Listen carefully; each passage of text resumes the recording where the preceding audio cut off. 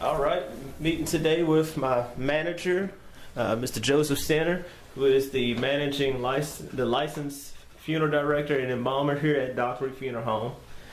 Joe, how did you actually get into the funeral business?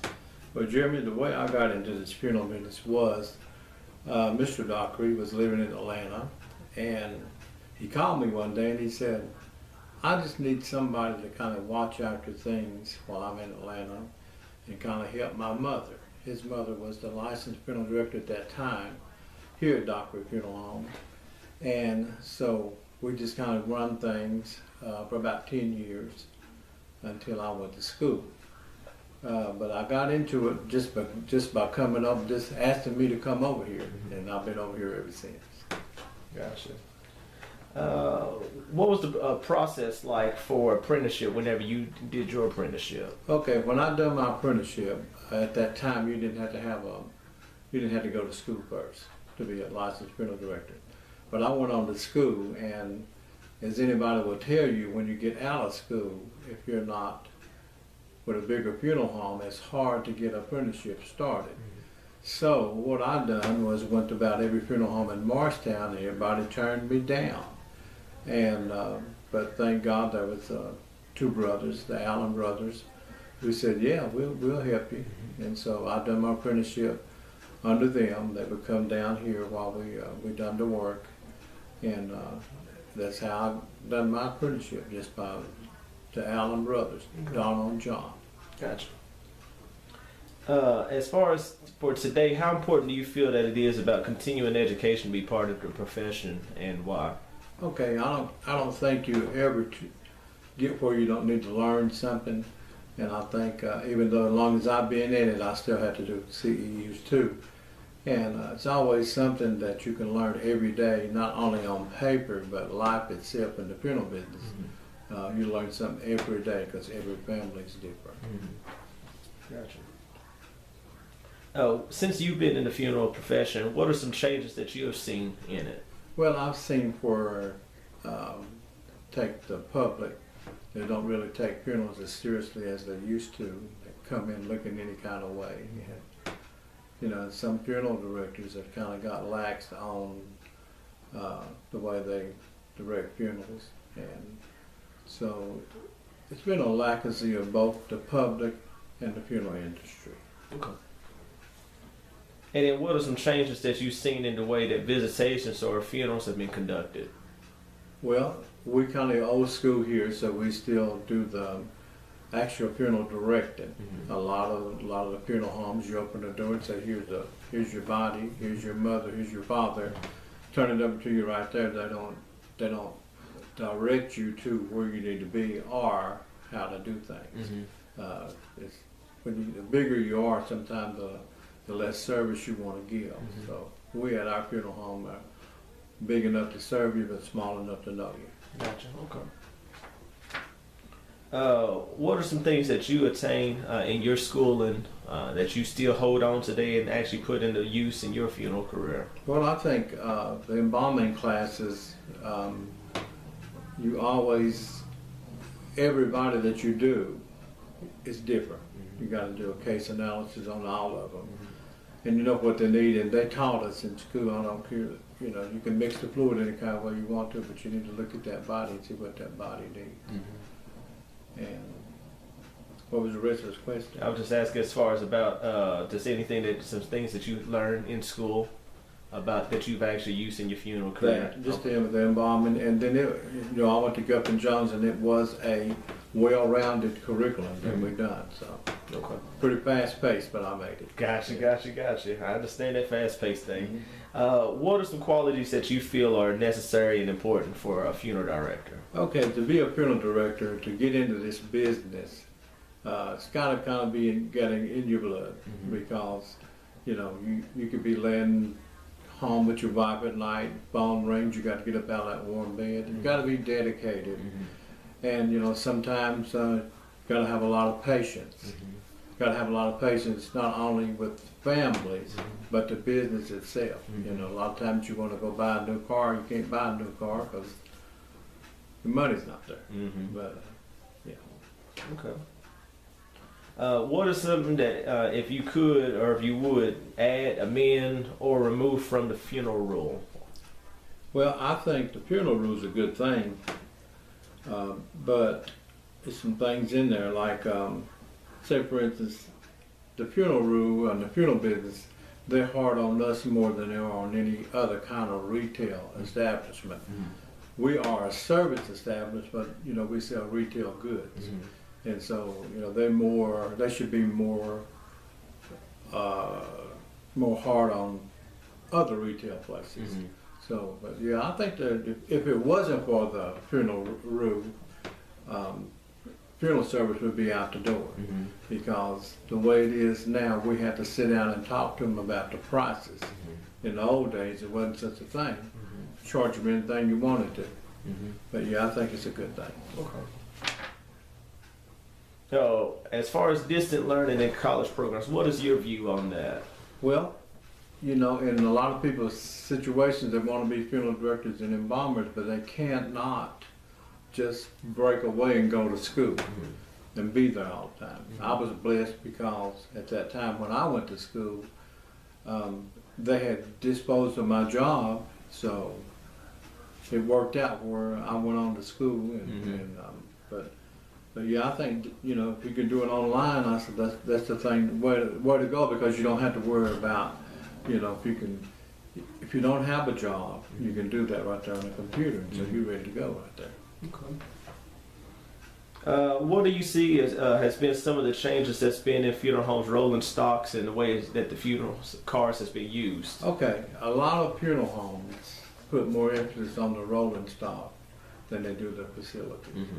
You know, the facility is where your people come in and spend time. Mm-hmm. The facility's got to be looking good at all times, or they're not going to come back. Mm-hmm. Now, they in them cars 2 hours. Mm-hmm. Sometimes they in your facilities all day long. Mm-hmm.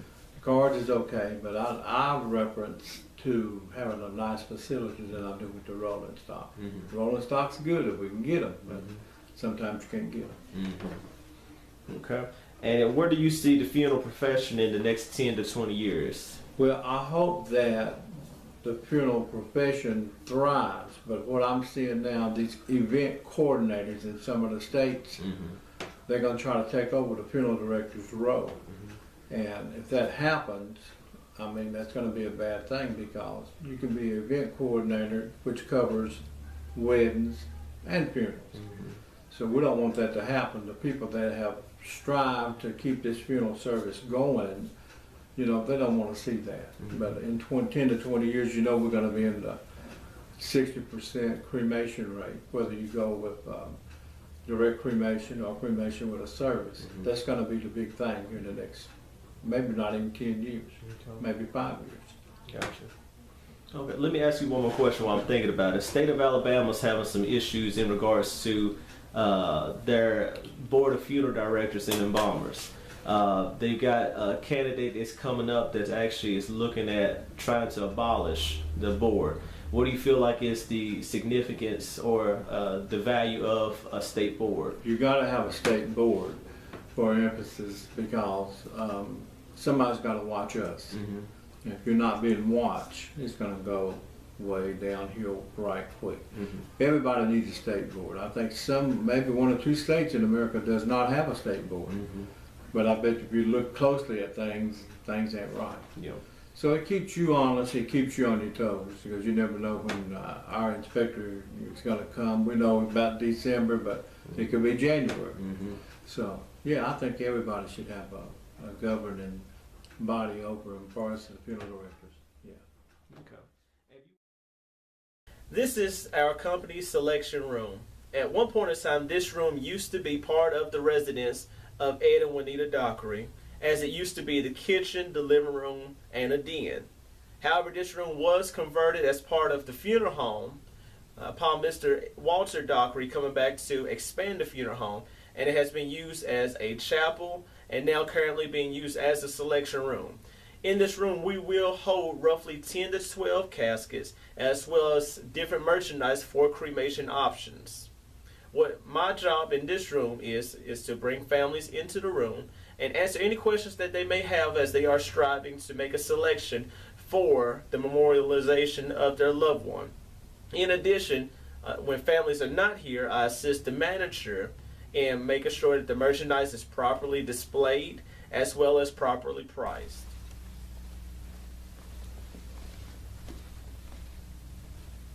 This area of the funeral home is our visitation room.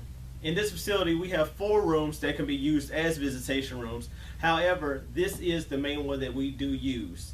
Some of my responsibilities in this area of this funeral home is when families are brought in to see their loved one for the first viewing, I will assist them to make sure that the body of their loved one does look to their pleasing, assist them with anything regarding the clothing or jewelry or appearance of the deceased. Also in this area of the funeral home, on occasion, this room is used for final cosmetizing and preparation of the body. Traditionally, it is done in our embalming room or the dressing room. However, in this room, we will do the final touches prior to showing to the family. This small area here may look like it's just a seating area. However, this area is where we do a lot of our casketing here in the funeral home. Behind the curtain there, as you see, is our embalming room, which embalming and the dressing of the body does occur. Between that room and here is where we do dress the body, casket the body, as well as cosmetize. So those are my duties. I do assist in making sure that the body is dressed, well cosmetized, casketing, as well as, if needed, dealing with their hair, whether it's a woman doing something basic or if a man trimming or cutting their hair. This is the main office of the funeral home, primarily Joseph's office. In this funeral home, we do have 2 main offices that we do use, this being the primary one.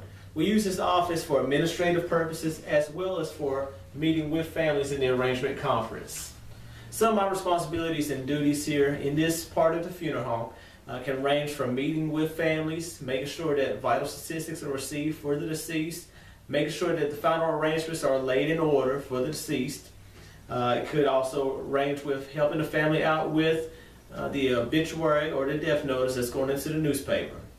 Also in this area of the funeral home, I will work over here on the computer, to which I will make service cards, work on the register books to make sure they're prepared, prepare the headstones or the markers that go on the graves, as well as to make sure that all of our media is up to date, making sure that we're sending all of our notices to the newspaper, to the radio, updating our website, and updating our Facebook page. This area of the facility is our chapel, able to seat between 260 to 280 people comfortably.